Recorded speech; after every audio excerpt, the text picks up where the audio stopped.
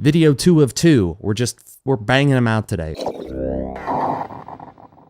We know that there's a due date and a delivery date and something's got to happen and something's got to be recorded into this here camera, and we're going for it. We're right there on the 3-point line. We're fucking just putting that damn thing. I don't know what basketball is. I can't play basketball to save my life. How did this thing go in the bucket? You know, it's kind of like sports ball. I'm going to talk about things I know about, like video games, because them's something that I can actually sound like I have a clue about what I'm talking about, as opposed to sports ball, which I'll just be like, the points and the stats and the crazy things, and then they got knocked over and the game was over.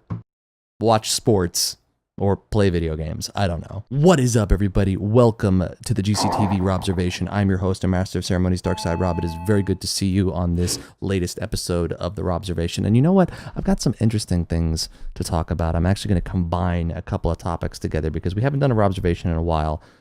I believe this is episode 8, and you know, I kind of want to talk about a hodgepodge of cool and crazy and sort of fucked up things that happened over the last couple of days. First thing I want to talk about is something that happened with a game that I played a bunch of, and that recently on Steam, a bunch of people who have played this game have completely flipped out about. It's Gazillion's game, Marvel Heroes.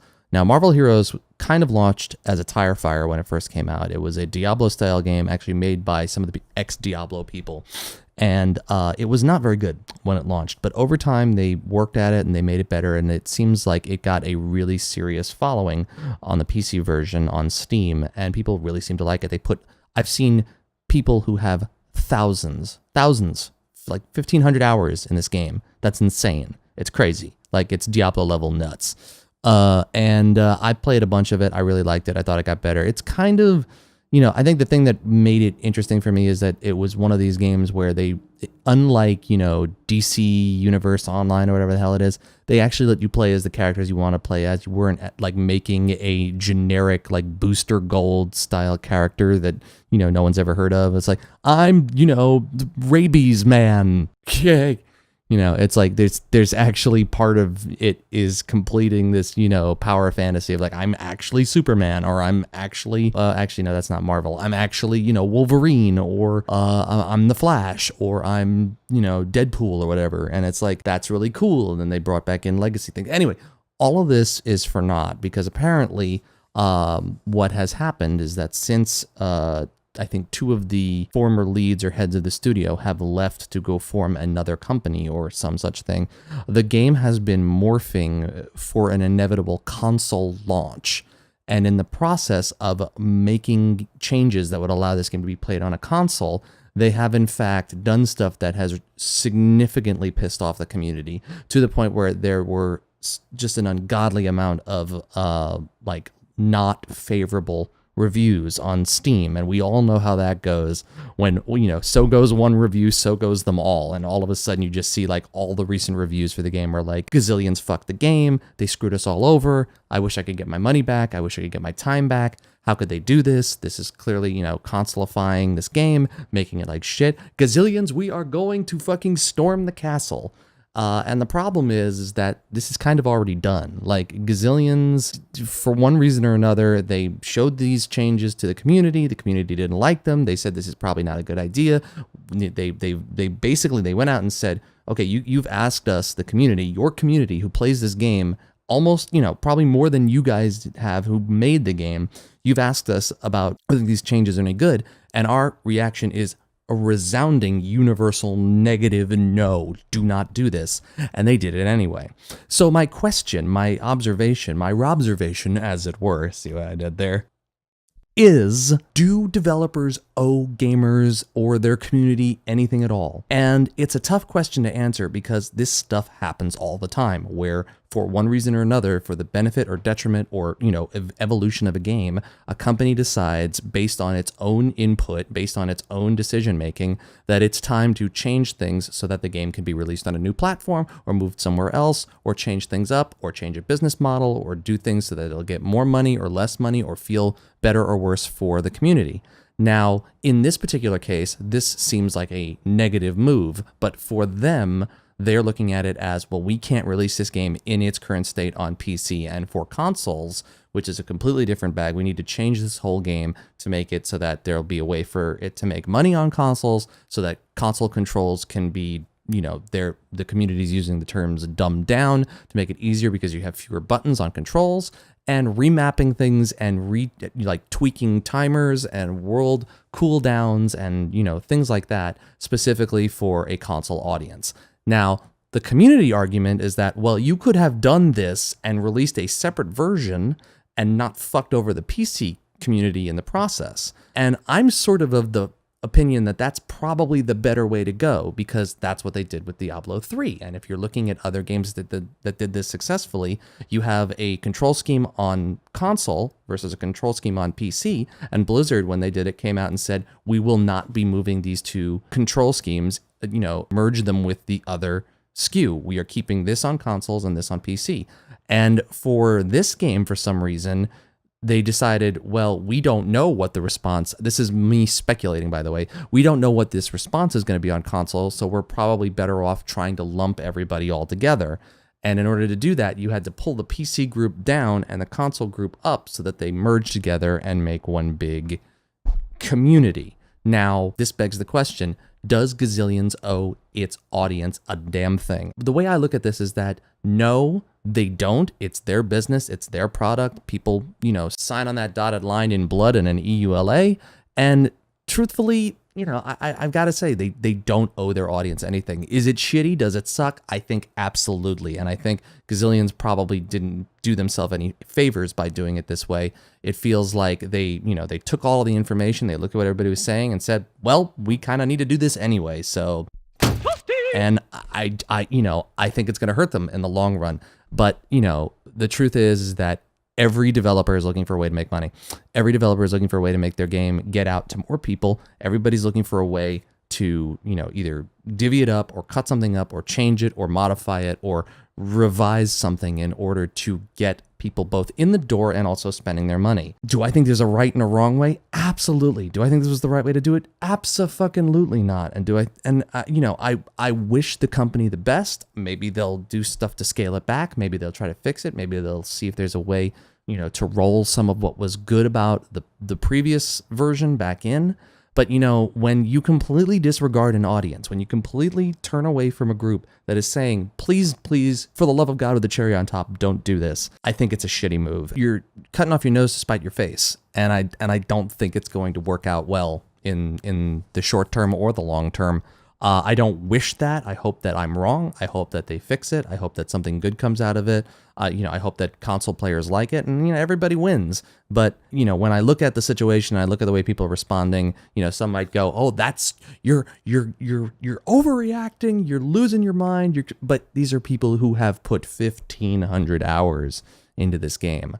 You would think that somebody on the developer end would be going, like a community manager at the very least, would be looking at this and going, maybe we shouldn't do this. But I would love to know what you guys think about that. The other thing that's been happening in the news that I think is very interesting is that there's been a lot of stuff going on around, about supporting the ACLU. The ACLU, the American Civil Liberties Union, has been doing a lot of amazing work recently, trying to get people who are being detained out of, airports and get people who are, trying to get back to their families because of this, executive order that was signed, trying to get people back together and keep, from the families from getting split apart. Basically, they have been doing a ton of work. And I wanted to mention some cool things that the video game industry has been doing because recently I've been seeing a lot of different sales and a lot of different things going on, including stuff from Vlambeer, Devolver Digital, Bandcamp, doing a lot of stuff where their sales would go to help support costs for the ACLU. And in response, the ACLU has raised more money in, a couple of months than it does almost every year. I think they said their average amount of money that they've raised for their organization is like $2 to $3 million a year. And this year they've already raised like $18 or $19 million towards, doing, amazing work on these court cases. And it's great to see the video game industry, which is an industry that is supported by people from all over the world. We've talked about this before. A lot of companies, their tech side is driven more often than not by people who are immigrants from other countries, and even immigrants from the 7 countries that were on this ban that were listed in this executive order. And there have been many companies, video game and non-video game related, who've been coming out and talking against this executive order, specifically saying that you're hurting our industries. Like, for you guys who are talking about business is important and supporting business and supporting people who want to, expand and make these businesses stronger by bringing in new people who have the experience, with technology. You are essentially saying that these people who work for us, these, something like a list of 98 different companies came together and said, we need these people to be allowed in so that we can continue our jobs, that we can do our work. There's a lot of people who are banding together in this industry and many others to say, this doesn't make sense. And I think it's great to see. I think it's awesome. I hope you guys will support them. If you want to help out, I will put a link to, the ACLU's website in this description below. Also, going back to the last story, I'll link you to Gazillion's website and link you to some of the Steam reviews that have been going up about that. But I wanted to mention that because it was nice to see the video game industry and the tech industry come together to be like, this doesn't make sense. Let's do everything that we can do just to rectify this, because it doesn't make any fucking sense. And then the last thing I wanted to talk about, which I need to look at my piece of paper here because I've forgotten what I was going to talk about. I don't remember. Oh, right. So speaking about all this stuff that, is going on in the world, the craziness that's happening, I wanted to mention one last observation that I had, which was talking about video games as escapism and the difference between, when games have a purpose and when games are just games that you can play to, escape the craziness of the world. And I think it's something worth mentioning because one of the topics that I want to talk about on a future Robservation has to do with this idea of competitive multiplayer versus, story-driven single player. And is it, crazy to be a variety caster in a world where it seems like the best casters are people who play one game? And is playing one game or sticking to one game or sticking to one genre more important than having a lot of different games to come out that, sort of paint a broad brush of what you can play and enjoy that, qualifies as a video game? And for me, I think the topic talking about, are video games just meant to be a form of escapism is a very interesting topic to discuss, because when you look at stuff that's trying to make a point, have a message, like let's say, That Dragon Cancer, or, Gone Home, or, Papo Yo, or, or even Inside, which, it definitely is trying to wrap its existence around some big metaphor of some sort. It begs the question, do games have the ability to do that and still be escapism? If a game is trying to give you a profound message, does it ruin the point for some people who are playing video games and they just want to escape the world?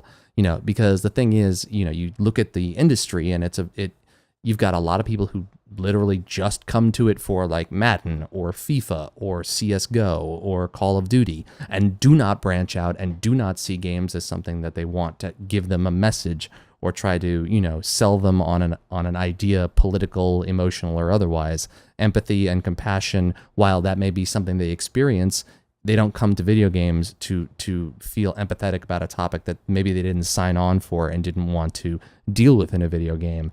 And I think the difficult part becomes you play certain games and you see that there's something going on there. Like let's take a game, for example, that sort of runs that line.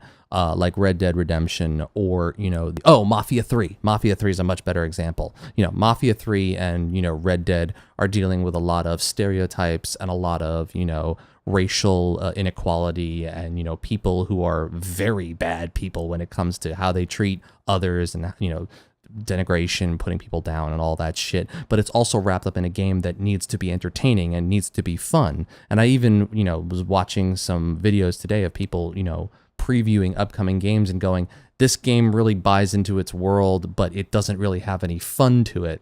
To which I say, sometimes it's hard to have that balance between something being an enjoyable game and something trying to make a point.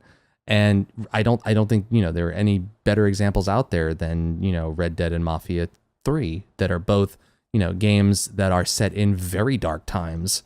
I'd even say the Assassin's Creed games, especially like a game like Assassin's Creed 3, a lot of the criticism from Assassin's Creed 3 was that everybody in it was really kind of shitty. And you saw what their reaction was after they came out with Assassin's Creed 3. They made Black Flag, which had way less, like the stakes were still high, but they were not dire and they were not as dark as they were in Assassin's Creed 3, and it was universally received as one of the best Assassin's Creed games ever made.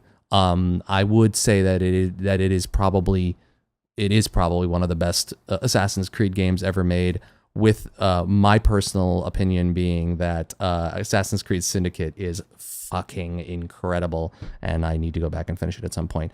But, I think games have a hard time because it's an interactive medium that was built on the idea of playing things for fun. That fun is an important aspect of video games. One of the games that I think shows you an example of having a difficult time of being a message game and trying to be fun is like game set in Spec Ops: The Line. Yeah, so I mean, like, one of the best examples of recent games, maybe in the last couple of years, is Spec Ops: The Line. I mean, it's Heart of Darkness, the video game, and it is certainly one of the bleakest, like, nastiest, like, anti-war games probably ever made. I mean, it literally is designed in a way to make you think about, like, international conflict and this sort of darker side of war in a way that I don't think many games have. For those who have tried, they haven't really pulled it off well at all. And I would say for everything that it does right, it's an entertaining game, but it's not necessarily it's not good escapism. So how do you make a game that makes a message, that's trying to give you a message and also make it entertaining? I heard people making that same argument about Firewatch, whereas like Firewatch is a really poignant look at, sort of a middle-age, midlife crisis. He's escaping from the world because of how his, the guy's life is sort of, gone down the toilet, and he's ended up in this, this situation now that by leaving everything behind and going to work in a national forest or national park, he assumes he's escaped all of his issues, but his issues have come back to haunt him in some way, and it's kind of terrifying at times. And I won't, of course, give away the hook and the sort of the twist of that plot line, but several people who I know have played that game looked at it and went, I thought it was dull as nails. And it's I think it's one of the hardest arguments to make when it comes to how to make a video game. Is a video game's intention, is it a video game's ability to to sort of lift somebody out of their muck and mire and give them something to sort of, turn away from the world for a bit? Or is it something that's meant to engage and sort of make people think and, look at stuff a different way in the same, realm of I'm playing this game and it's frantic and it's crazy and it's making me both enjoy it on a a gameplay level, but it's also making me think like, man, that's fucking deep. I don't think it's an easily answerable question, and I don't think it's something that video games has figured out how to deal with in the right way yet, and maybe it never will. I mean, we've argued for years and years and years now if video games are art and if they have the language to express all the ideas that people say it falls short on, but movies and books have been able to pull off for, a much longer period of time. Personally, I think video games are getting there, but half of it's on the responsibility of the developers to make a game that, checks off all those boxes. But it's also half on the consumer to decide if that's what they want from a video game experience. If they're really looking for something that's going to challenge them on a level that goes beyond simple video game mechanics and just playing a game. And I think that's where I'm going to leave this Robservation, because there's a lot to unpack on that one, and I know that not everybody feels the same way about it. And I know there's a lot of people who love story, hate story, prefer gameplay, and all that stuff. So I would love to hear what you guys think about all the topics that I talked about here on the Robservation today. If you guys have any comments at all that have to do with this topic or any other topic you want to discuss. Maybe you've thought about something that came up in a dream, perhaps, when you were listening to me talk about something. You went, and then it traveled down the rabbit hole and, decided to pick another thing. Please, if that has happened to you while you've been watching this video, leave a comment in the comments section down below. I'd love to see what you guys have to say about this. And furthermore, if you guys have enjoyed this video, I do hope you guys will consider clicking the like button. If you like what we're doing here on this channel, I do hope you will consider clicking the subscribe button. We got a whole bunch of other videos that have been going up recently that you guys should definitely check out. You can get in touch with me on Twitter at twitter.com/gamecrashers, and there's a whole bunch of other links down below, including the link to the Twitch channel and our Facebook page and our Steam page and all that other good stuff, and Instagram, and you all know the drill. And with that, I want to thank you guys so much for watching. This has been the Robservation. I'm your host, Master Samurai's Darkside Rob. Thank you guys so much for watching. Till next time, you guys know the motto. Keep playing those video games. Stay safe, everybody. Be good to each other. Now more than ever, it's very important.